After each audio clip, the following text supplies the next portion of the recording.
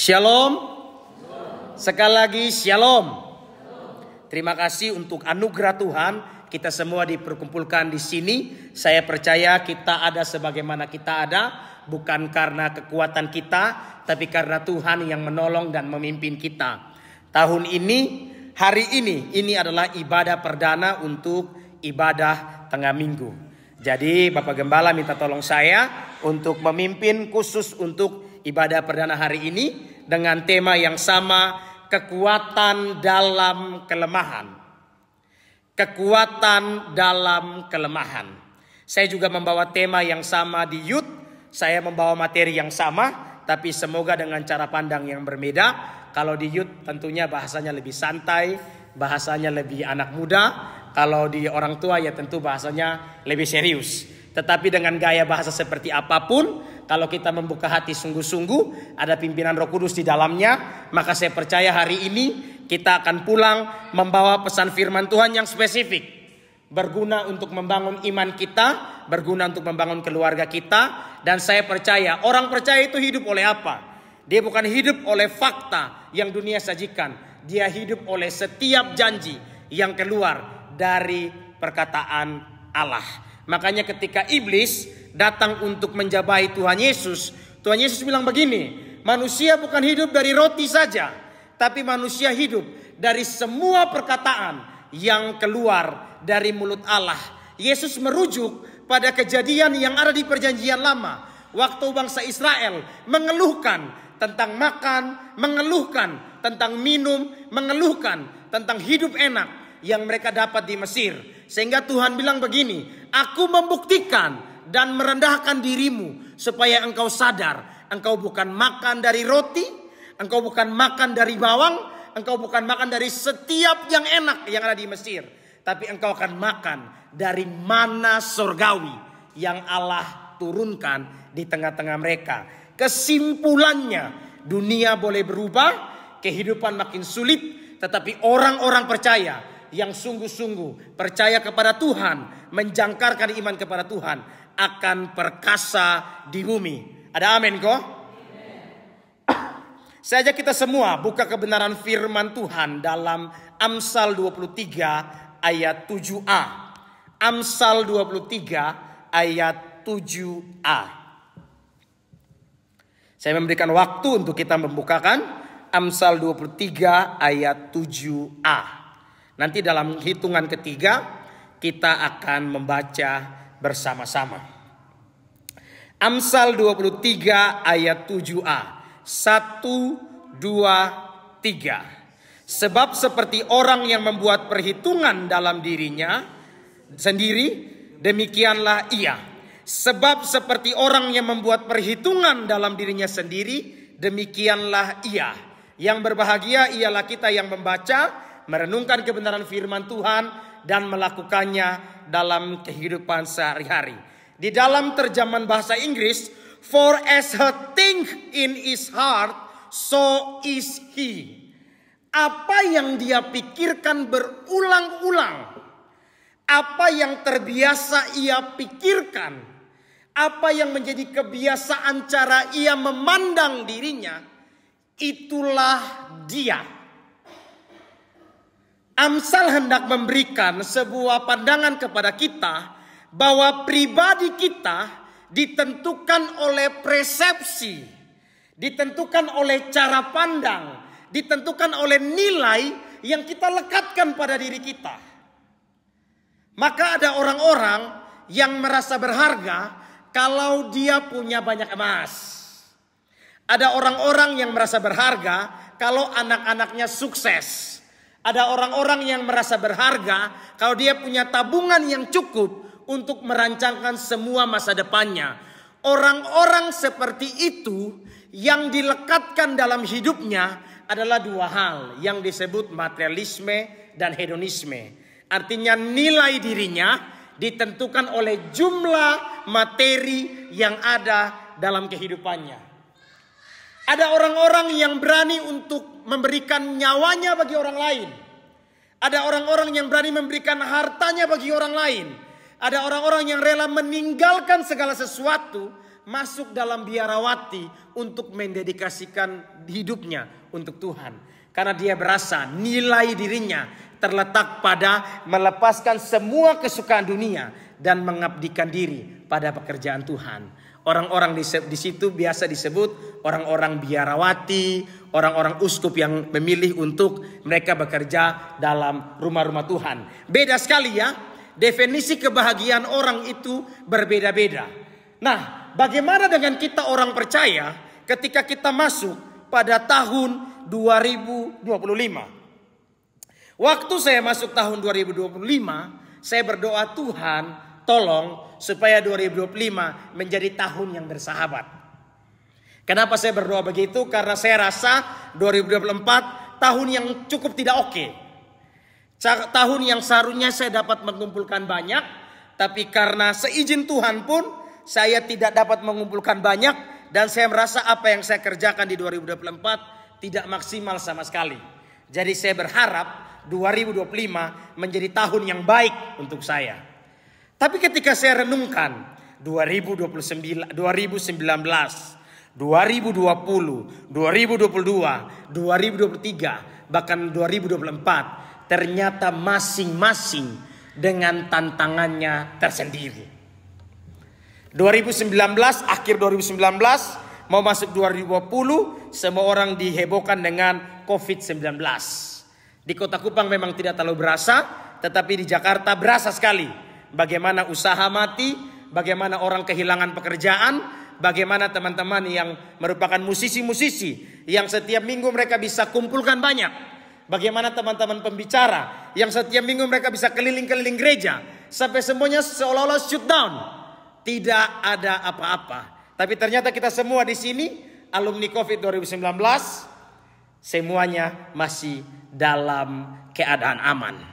2025 kita dikejutkan dengan 4 kasus di NTT dan 1 kasus di luar NTT.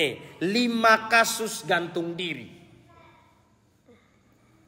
Ada orang yang menjadikan itu sebagai bercandaan, sebagai jokes. Ada orang yang prihatin.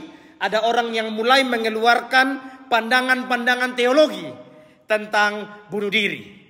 Tapi yang saya mau sampaikan di tempat ini bukan isu yang main-main. Ini isu yang serius. Ketika orang tidak menjaga hati dengan sungguh-sungguh. Ketika dia kalut dengan masalah yang ada. Ketika hidupnya sungguh-sungguh dikuasai oleh keputusasaan dan tawar hati. Orang tidak tanggung-tanggung. Orang akan berpikir untuk mengakhiri hidupnya. Kenapa? Karena dia seolah-olah tidak punya jalan keluar. Seolah-olah hidupnya gelap. Seolah-olah tidak ada harapan. Nah, hal-hal seperti ini tidak hanya dialami oleh orang-orang di luar sana. Kalau kita berpikir yang salah tentang diri kita, kalau kita tidak menjaga hati kita, kalau kita tidak hidup sungguh-sungguh mengakar kepada Allah, kita pun bisa menjadi orang-orang yang seperti itu. Maka 2025 mungkin akan menjadi tahun yang bersahabat. Tetapi percayalah, ada momen-momen dalam hidup kita. Kita akan menjumpai, kita akan mengalami yang namanya kelemahan-kelemahan. Tidak ada yang jago di tempat ini. Satu kali kalau masalah pegang, satu kalau sakit pegang, satu kali kalau persoalan pegang, kita bisa terputar di tempat. Tidak ada yang jago. Hati itu paling pintar untuk membuat kita sukacita, tapi hati yang sama paling pintar untuk membuat kita mengalami keputusasaan. Makanya Amsal bilang, sebab seperti bagaimana orang berpikir tentang dirinya, itulah ia. Makanya hari ini kalau kita bicara soal kekuatan dalam kelemahan, kekuatan pertama kita untuk menghadapi setiap pergumulan yang kita alami adalah mengetahui dengan persis identitas kita di hadapan Tuhan. Saya ulang, untuk menemukan kekuatan di tengah kelemahan, menemukan yang namanya identitas kita di hadapan Tuhan. Kejadian 1 ayat 27 berbicara dengan jelas bahwa Tuhan menciptakan kita serupa dan segambar dengan Dia. Bukan hanya serupa dan segambar, Allah memberikan kita otoritas untuk mengelola. Mengelola apa? Mengelola tanah. mengelola setiap yang Allah percayakan. Dan perintah itu, mandat itu ditutup dengan taklukkan itu. Maka identitas kita yang pertama sama seperti seorang raja zaman dulu. Raja zaman dulu untuk menyatakan kekuasaannya, untuk menyatakan kewibawaannya, untuk menyatakan eksistensi kehadirannya. Yang dia lakukan adalah di seluruh daerah-daerah jajahannya dia menggunakan patung. Dia taruh patung di sekitar daerah itu. Setiap kali orang melewati patung itu, orang akan memberikan rasa hormat. Sama seperti di Korea Utara sampai sekarang, ada patung dari pemimpin mereka, presiden mereka. Setiap kali orang lewat tempat itu, orang harus memberikan rasa hormat. Itulah yang disebut selem dan demut, gambar dan rupa Allah. Sejak awal Tuhan tidak bilang keberhargaan dan nilai diri kita terletak pada pakaian kita. Sejak awal Tuhan tidak bilang keberhargaan nilai kita terletak pada jumlah uang kita. Tidak. Sejak awal Tuhan tidak bilang keberhargaan kita terletak pada pendidikan kita. Tidak. Sejak awal Tuhan bilang keberhargaan kita ditentukan sejak awal bahwa engkau diciptakan serupa dan segambar dengan Allah, diberikan otoritas untuk bertindak dan taklukkan semuanya itu. Maka hari ini 2025 kita harus fix dalam hati kita bahwa kekuatan saya sejak awal, saya diciptakan dengan identitas yang fix. Saya gambar dan rupa Allah. Ini kita harus pegang kuat-kuat. Kita harus pegang sungguh-sungguh. Saya adalah gambar dan rupa Allah. Ada orang-orang yang masuk tahun 2025 kayaknya hidup saya kacau. Karena saya tidak punya cukup modal untuk menjalani 2025. Ada orang-orang yang masuk tahun 2025, kayaknya saya sukses sekali. Karena apa? Saya sudah melewati momentum tes PNS, saya tidak lulus. Ada orang-orang yang masuk 2025, bagaimana saya atur 2025? Anak-anak belum berubah, suami belum berubah, istri belum berubah. Tapi dengarkan baik, hari ini ketika kita datang di tempat ini, Roh Kudus ingin mengingatkan kita semua bahwa hari ini kekuatan kita adalah menyadari kembali, saya gambar dan rupa Allah yang diberikan otoritas untuk mengerjakan segala tugas dan tanggung jawab dan pergumulan yang ada di depan saya. Ini penting sekali. Penting sekali. Orang Jepang pernah membuat sebuah penelitian kepada seorang anak yang dia mukanya culun sekali. Dia pakai kacamata tebal, dia pakai baju culun sekali, terus mukanya berjerawat. Apa yang dilakukan oleh mereka? Setiap hari tanpa terkecuali selama 100 hari anak ini dikelilingi oleh orang-orang yang sengaja ditaruh untuk memuji dia setiap hari. Kamu pintar, kamu cantik, kamu berpotensi, kamu hebat. Orang-orang sengaja ditaruh untuk memberikan kalimat-kalimat positif kepada dia. 100 hari kemudian dia lepas kacamata yang tebal, dia atur dia punya rambut baik-baik, dia rawat dia punya diri, sampai mereka bandingkan foto before after. Foto sebelum dan sesudah. Ketika dia ditaruh di lingkungan yang positif, apa yang terjadi? Dia berubah jadi cantik sekali. Perhatikan dengan baik. Apa yang kita kenakan dalam hati kita, apa yang kita taruh pandangan kita, itu sangat menentukan kualitas kehidupan kita.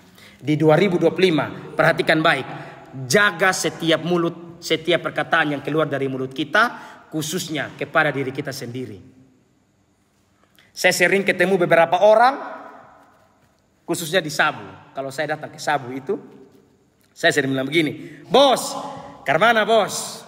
Pasti kalimat yang keluar, jadi dok yang namone, sone bisa leh. Pergi lagi ke orang Sabu yang satu, bos, karmana? Sone bisa leh amae, sone bisa leh amae. Semua jawaban seragam, sone bisa leh ama, sone bisa lagi ama. Dan saya tidak berusaha untuk mendiskriminasi. Bapak mama boleh ke Sabu dan lihat muka mereka kebanyakan lebih tua dari umurnya.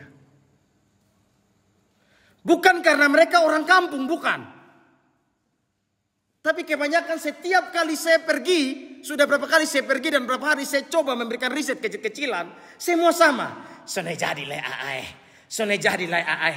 Coba kita cari di tetangga-tetangga kita yang kita tanya, karmana kabar? Beta sone bisa lagi, beta sone bisa. Lihat nanti dia punya muka kelihatan lebih tua. Kenapa lebih tua? Kebanyakan lihat hidup, dia sudah menyerah sebelum menjalani kehidupan. Nah, Tuhan tidak menghendaki kita masuk 2025 dengan pikiran yang seperti itu. Kita harus masuk dengan pertimbangan yang benar. Bangsa Israel diberikan sebuah perintah yang fix yang mereka harus lakukan.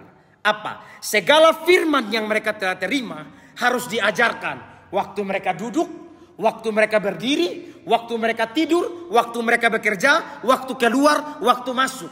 Tujuannya supaya apa? Supaya firman Tuhan melekat lebih kuat daripada bulian, daripada ejekan orang-orang bangsa lain yang ada di sekitar situ. Makanya perhatikan, di kitab Keluaran dan di kitab Ulangan, perintah itu diulangi lagi. Supaya apa? Mereka yang awalnya identitasnya bangsa budak, mereka awalnya yang rendah diri, mereka yang awalnya belum berbudaya, ketika firman Tuhan disampaikan terus menerus, mereka akan mengetahui identitas mereka dengan jelas. Bahwa mereka adalah umat pilihan Allah yang dipanggil keluar daripada penjajahan menuju kepada tanah perjanjian. Maka lihat sampai sekarang bagaimana orang Yahudi sangat menganggap diri mereka eksklusif, lebih tinggi dari bangsa-bangsa lain. Kenapa? Karena mereka bilang begini, kita bangsa pilihan Allah. Hampir 6.000 tahun mereka menurunkan budaya, pandangan dalam hati mereka bahwa kita lebih baik dari orang lain. Allah yang memilih kita, Allah yang memimpin kita. Makanya mereka itu berbeda. Secara penelitian punya jumlah IQ mereka juga berbeda dari kita. Karena apa? Persepsi yang mereka lekatkan pada diri mereka berbeda. 2025 ini, kalau kita mau menemukan kekuatan di tengah kelemahan kita, perhatikan bagaimana kita berbicara ketika kita mengalami masalah. Perhatikan bagaimana kita berbicara ketika kita mengalami masalah. Apa yang kita keluarkan yang negatif akan membuat kita semakin lemah.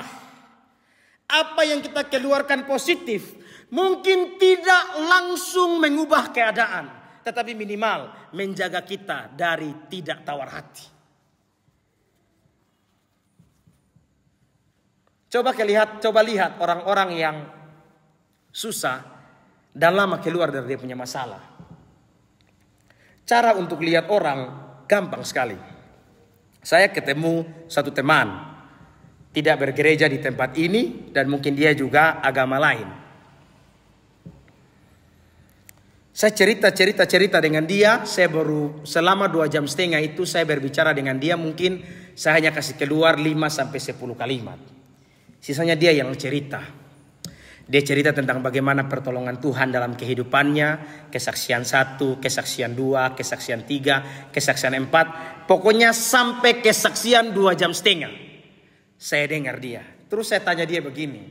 Bos, kan bos punya banyak kesaksian tentang bagaimana Tuhan menolong bos punya kehidupan. Saya bilang begitu. Kenapa sekarang tidak bangkit? Kenapa sekarang bos dalam keadaan seperti ini? Dia bilang, itu sudah.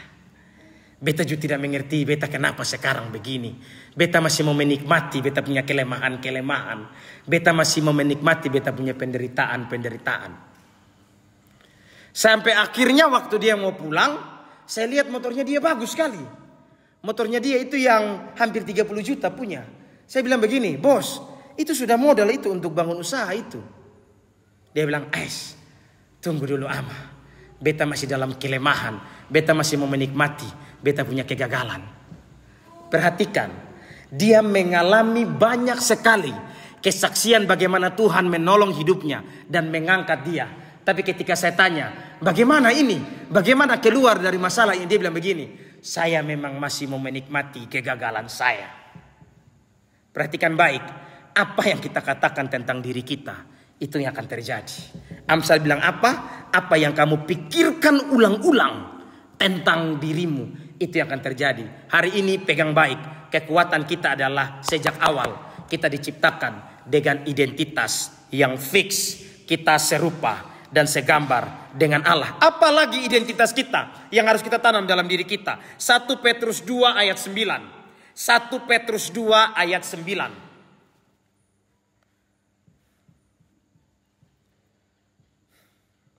1 Petrus 2 ayat 9. Tetapi kamulah bangsa yang terpilih, imamat yang rajani, bangsa yang kudus, umat kepunyaan Allah sendiri, supaya kamu memberitakan perbuatan-perbuatan yang besar dari Dia yang telah memanggil kamu keluar dari kegelapan kepada terangnya yang ajaib. Dulu identitas kita orang berdosa. Dulu identitas kita orang kafir. Dulu identitas kita orang yang siap untuk dimurkai. Orang yang siap menerima penghukuman. Tetapi ketika Kristus turun ke dunia, mengambil rupa hamba, menebus kita lewat kayu salib, identitas kita fix. Bangsa yang terpilih, imamat yang rajani, bangsa yang kudus, umat kepunyaan Allah sendiri. Bangsa yang terpilih, kita adalah Israel rohani. Kita adalah orang-orang yang dipanggil keluar dari gelap kepada terang yang ajaib. Supaya apa? Kita bukan hanya diselamatkan, tetapi kita ikut menerima janji ilahi yang Paulus sampaikan dalam Roma 8 ayat 1 sampai sekian. Bahwa kita dimateraikan oleh darah Kristus dan kita menerima janji-janji dari Dia yang sulung, yaitu Kristus, dan kita adalah orang-orang di bawahnya. Imamat yang rajani, artinya kita ini dapat masuk ke hadirat Allah bukan karena kita keturunan Lewi. Kita dapat masuk kerajaan Allah karena Kristus yang keimamannya mirip seperti keimaman Melkisedek. Keimaman yang bukan berdasarkan keturunan, tetapi keimaman yang dianugerahkan oleh Allah sendiri. Itu yang disebut imamat yang rajani. Artinya hubungan kita, persekutuan dengan Allah tidak lagi dibatasi seperti bagaimana orang Israel. Tetapi dengan kapanpun kita datang kepada Tuhan, Tuhan akan menolong, membimbing, dan membawa kita pada persekutuan yang intim dengan Dia. Apa yang disebut rajani? Yang disebut rajani adalah kita orang-orang yang diselamatkan, terima anugerah keselamatan, dan menerima warisan kekal yang sama dengan yang Kristus terima. Makanya Yohanes 3 ayat 16, anak yang tunggal. Tapi kalau kita pindah ke Roma, Dia yang sulung di antara banyak saudara. Artinya apa? Kita bukan hanya diangkat menjadi sahabat, tetapi kita menjadi saudara sekandung yang menerima janji yang sama seperti Kristus. Perhatikan baik, asalkan kita setia. 2 Petrus 1 ayat 3 sampai 9, di situ dikatakan seperti ini. 2 Petrus 1 ayat 3 sampai 9. Karena kuasa ilahinya telah menganugerahkan kepada kita segala sesuatu yang berguna untuk hidup yang saleh. Perhatikan, kuasa ilahinya telah menganugerahkan segala sesuatu. Artinya Tuhan sudah kasih segala sesuatu kepada kita untuk hidup yang saleh. Segala sesuatu yang Tuhan kasih kepada kita adalah apa? Dirinya sendiri. Perhatikan dengan baik. Dengan jalan itu Ia telah menganugerahkan kepada kita janji-janji yang berharga, yang sangat besar, supaya olehnya kamu mengambil bagian dalam kodrat ilahi dan luput dari hawa nafsu duniawi yang membinasakan engkau. 5-7. Justru karena itu kamu harus dengan sungguh-sungguh berusaha untuk menambahkan kepada imanmu kebajikan, dan kepada kebajikan pengetahuan, dan kepada pengetahuan penguasaan diri, dan kepada penguasaan diri ketekunan, dan kepada ketekunan kesalehan, dan kepada kesalehan kasih akan saudara-saudara, dan kepada kasih akan saudara-saudara kasih akan semua orang. Ringkasnya adalah alur pikir yang saya mau sampaikan kepada Bapak Mama begini. 2025 boleh ada masalah, 2025 boleh ada tantangan, tapi dengar baik, kita adalah serupa dan segambar dengan Allah. Kita imamat yang rajani. Fokus kita adalah semua yang telah kita terima dari Allah, kita tambahkan pada iman kita kebajikan. Kebajikan itu bicara soal apa? Hati yang baik. Kita tambahkan kepada kebajikan itu apa? Pengetahuan. Pengetahuan itu apa? Tidak ada orang yang walaupun kita anggap di sini bilang saya tidak sekolah tapi berbagai pengetahuan kita bisa dengar dari orang lain, berbagai pengetahuan kita bisa dengar dari media sosial, berbagai pengetahuan kita bisa dengar dari khotbah-khotbah. Di mana saja tambahkan pengetahuan, penguasaan diri. Tambahkan kepada penguasaan diri ketekunan. Tambahkan kepada ketekunan hidup yang semakin saleh. Tambahkan kepada hidup yang semakin saleh adalah kasih kepada saudara, kasih kepada sesama. Perhatikan baik, meskipun ada kesulitan, tapi kalau identitas kita fix dan kita fokus pada anugerah Allah, dan kita tekun pada apa yang Tuhan percayakan kepada kita, masalah boleh datang. Tapi perhatikan, masalah itu tidak akan menghancurkan kita. Justru masalah itu akan membawa kita pada pengenalan akan Allah dan iman yang semakin kuat pada Tuhan. Masalah boleh ada, tapi itu akan membawa kita pada iman yang kuat. Seperti khotbah hari Minggu, kita diberikan dua tokoh. Tokoh yang pertama adalah tokoh Musa, dan tokoh yang kedua adalah tokoh Paulus. Saya tanya, apakah ketika Musa sungguh-sungguh kepada Allah, apakah Paulus sungguh-sungguh kepada Allah? Allah meloloskan mereka dari masalah? Allah meloloskan mereka dari pergumulan? Oh tidak. Tapi yang pasti, pimpinan Allah sempurna dalam kehidupan mereka. Allah tidak meloloskan mereka dari pergumulan, tetapi Allah memimpin mereka. Sehingga ketika mereka sampai pada janji yang Tuhan sediakan bagi mereka, outputnya sama. Mereka bukan hanya menerima janji, tapi mereka memperoleh pengenalan yang lebih dalam tentang Tuhan. Maka 2025 jangan hanya harapkan hidup yang gampang. 2025 jangan hanya harapkan perjalanan yang mulus. 2025 tetap bersedia meminta Tuhan untuk tidak mengandalkan kekuatan kita, tidak mengandalkan orang lain, tidak mengandalkan koneksi dan fasilitas yang kita punya. Andalkan Tuhan. Andalkan Tuhan. Andalkan Tuhan. Maka meskipun kita melewati kesulitan, tetapi kesulitan itu tidak menghancurkan kita. Tapi kesulitan itu justru membentuk kita menjadi orang yang semakin kenal Tuhan lebih dalam. Apa yang enak dari hidup yang dihianati oleh kakak adik? Dijual, ingin dibunuh, dihianati oleh orang-orang. Itu yang dialami oleh Yusuf. Tapi Yusuf bilang begini, engkau mereka-rekakan yang jahat untuk aku.